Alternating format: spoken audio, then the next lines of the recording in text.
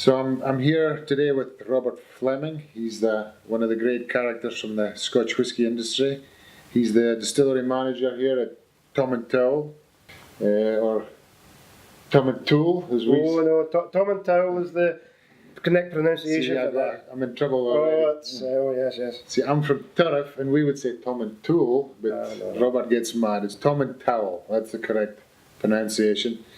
Tomintoul is one of Scotland's younger distilleries. It was established in 1965, so they're celebrating their 50th anniversary. And I'm here with Robert just to see find out the good things about Tomintoul single malt.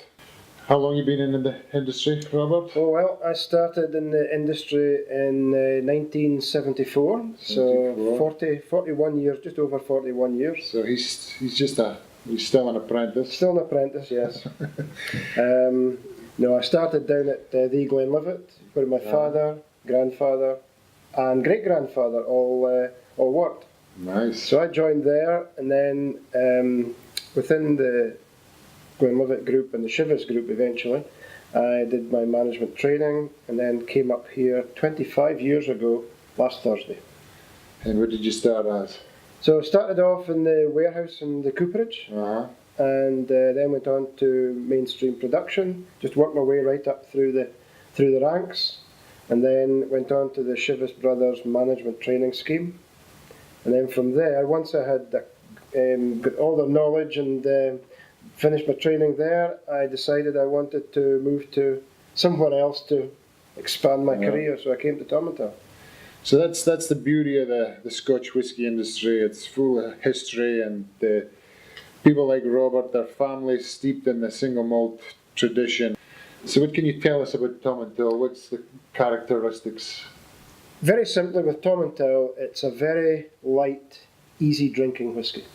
All of the Tomintoul range, right through from the 10-year-old through the 12, the 14, the 16-year-old, very light, mellow, easy drinking.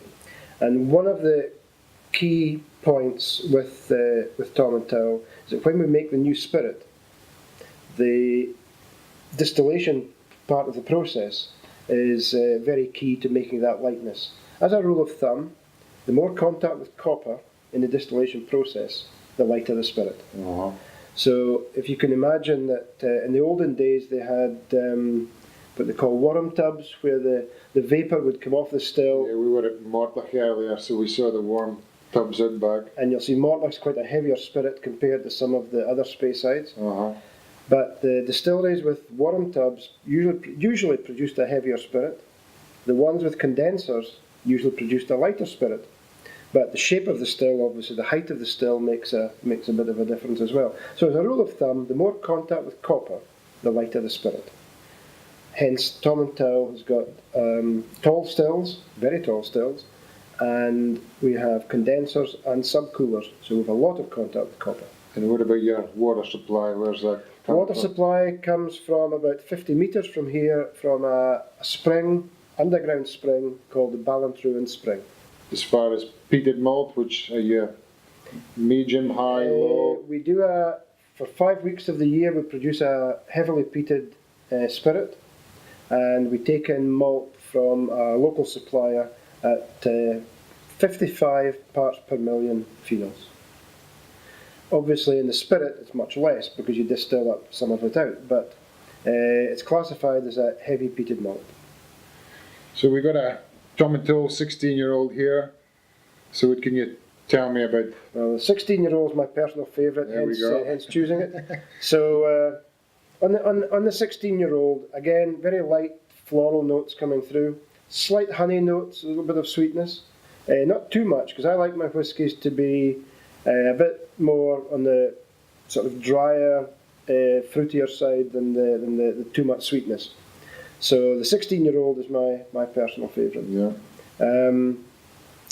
On the palate, it's we would call it sort of medium length, because it's the finish is medium length, because in the palate it can be a little bit dryness, but a little bit of sweetness at the back as well. So when you're sipping the Tomintoul, I wouldn't recommend you drink Tomintoul just all in one. By the way, it's a nice sipping whisky. Yeah, definitely. So when you sip Tomintoul, The first sip may not give you much of the sweetness or the dryness, but if you take the next sip and the next sip, you'll find that that dryness comes on, and it tends to linger a bit longer in the palate.